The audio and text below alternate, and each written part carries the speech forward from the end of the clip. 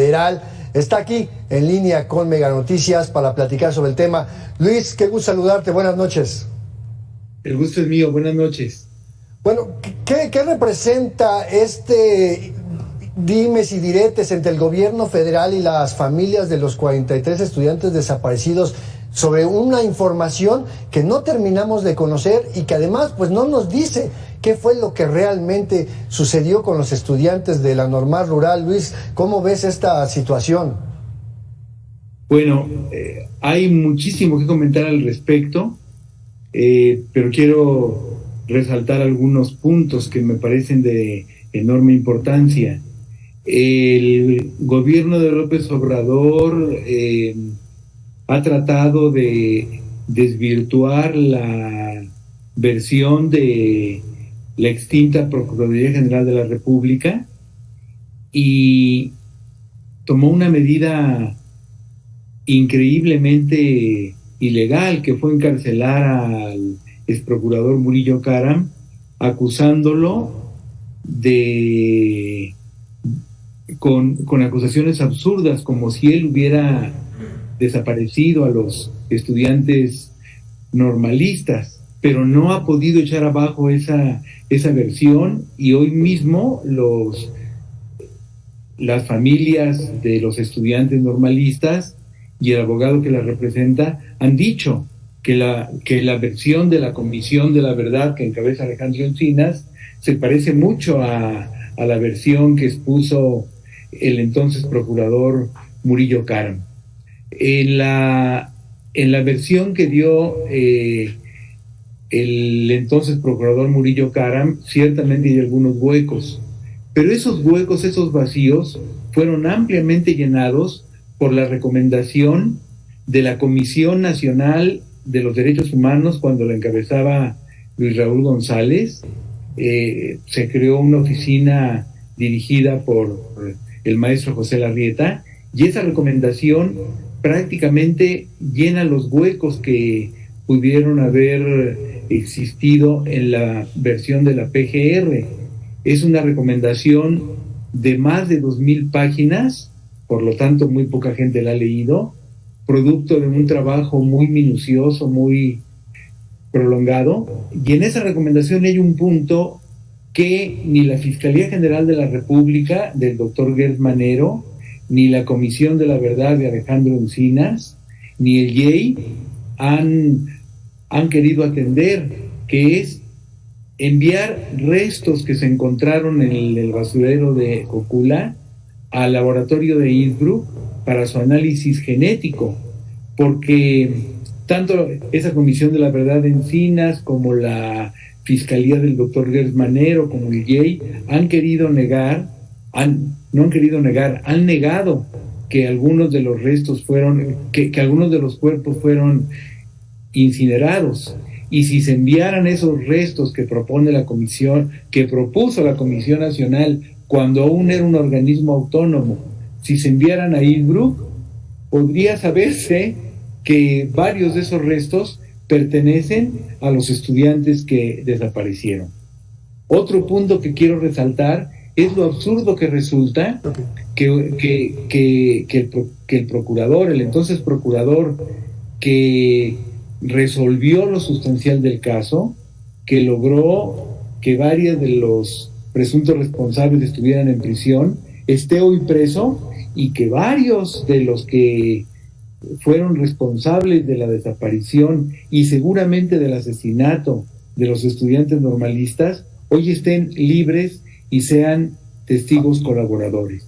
Estamos en un caso donde lo que menos le ha importado a la llamada Comisión de la Verdad, lo que menos le ha importado al gobierno actual es la verdad. Lo que se ha buscado es el rédito político, lo que se ha buscado es desacreditar al pasado liberal, porque todo el pasado, según la versión de la denominada Cuarta Transformación, todo el pasado es corrupto, malo, siniestro, etcétera. Pero aquí hay un tema de que no solamente no hay justicia, sino que además ha habido una consecución en la violación a los derechos tanto de las víctimas, de aquellas personas que fueron detenidas y luego torturadas para obtener las confesiones, de los familiares, Entonces, ¿cómo vemos este panorama en materia de derechos humanos en el caso particular de Ayotzinapa?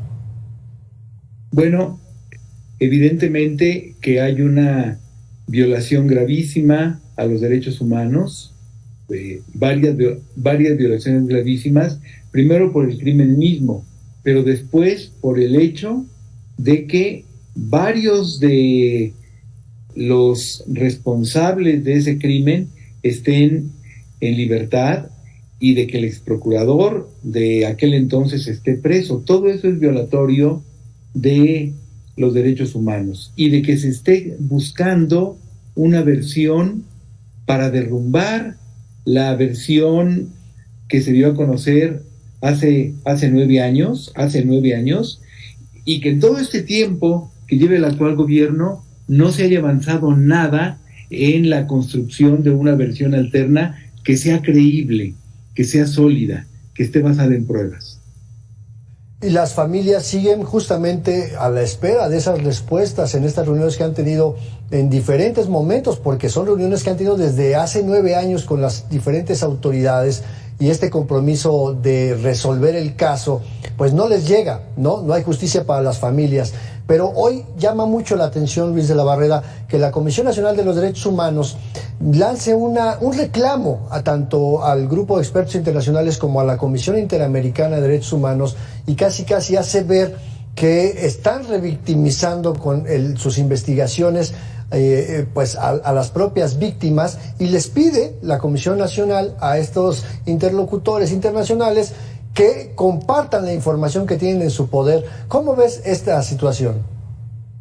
Bueno, lo primero que hay que decir con toda claridad es que la actual Comisión Nacional de Derechos Humanos no solamente desatendió la recomendación que se emitió en su momento respecto del caso, sino que desapareció la oficina que se encargaba de la investigación del mismo.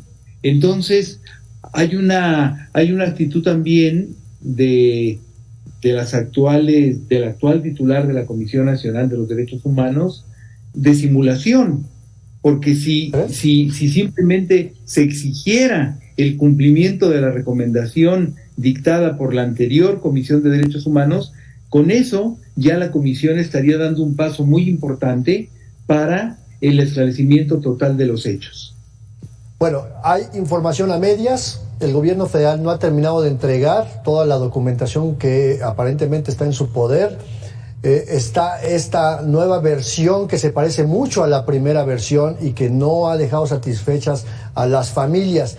¿Qué sigue? ¿Hacia dónde tendríamos que encaminar los esfuerzos para poder dar ese acompañamiento que las familias necesitan para que puedan alcanzar la justicia y el acceso a la verdad y estas garantías de no repetición? ¿Qué sigue? Punto número 1, que se atienda esta recomendación de que los restos señalados por la comisión que pueden ser analizados genéticamente se envíen a Innsbruck. ¿Por qué no ha querido hacerse? Segundo, que toda la información que se tenga en el Ejército, en la Fiscalía General de la República, se haga pública. Y tercero, que el propio gobierno pida a la Comisión Interamericana de Derechos Humanos y al IEI que haga pública toda la documentación que tenga, todas las pruebas que tenga en su poder. Pero insisto, un punto nodal en este tema es que esos restos señalados por la anterior Comisión Nacional de los Derechos Humanos se envíen a Innsbruck para su análisis. De otra manera, se está ocultando algo.